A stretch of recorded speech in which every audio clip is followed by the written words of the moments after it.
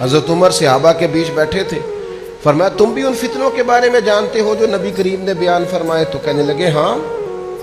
حضرت حذیفہ رضی اللہ تعالیٰ عنہ اور چند اور صحابہ بھی حاضر تھے۔ عرض کی امیر المومنین جانتے ہیں نبی پاک نے فرمایا مال فتنہ ہے، اولاد فتنہ ہے، تمہارا ہمسایہ پڑوسی تمہارے لیے آزمائش ہے، اور اس کی نجات یہ ہے کہ تم نماز پڑھو، صدقہ دو، نیکی کا حکم دو، برائی سے منع کرو، ان فتنوں سے بچ جاؤ گے۔ نماز پڑھ کے، صدقہ کر کے، نیکی کا حکم دے کے مال کے فتنے سے، اولاد کے فتنے سے، ہمسائے کی آزمائش سے بچ جاؤ۔ حضرت عمر کہنے لگے میں اس فتنے کی بات نہیں کر رہا، میں اور فتنے کی بات کر رہا ہوں جو دین کے معاملے میں آئے گا۔ تو حضرت حذیفہ کہنے لگے اے عمر، میں اس فتنے کے بارے میں جانتا ہوں، لیکن ایک دروازہ ہے اس فتنے کا جس دروازے نے اس فتنے کو روکا ہوا ہے۔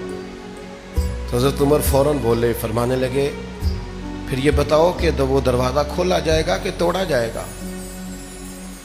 تو حضرت حذیفہ کہنے لگے وہ توڑا جائے گا۔ حضرت عمر کہنے لگے ٹوٹ گیا تو پھر تو فتنوں کا دروازہ کھول جائے گا؟ کہاں، قانون قدرت یہ ہے، فیصلہ ہی یہی ہے، تقدیر ہی یہی ہے کہ وہ دروازہ ٹوٹ جائے گا، بند نہیں ہوگا، پھر فتنے تیزی سے باہر نکلیں۔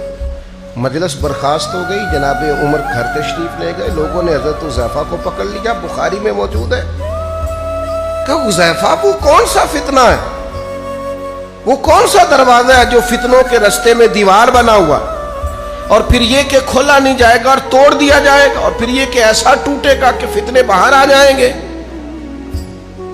تو حضرت حذیفہ چپ کر گئے اور سکتے کے بعد کہنے لگے وہ فتنے ہیں جو اسلام کی طرف آئیں گے، مسلمانوں میں پھیلیں گے، اور دروازے کا نام عمر ابن خطاب ہے،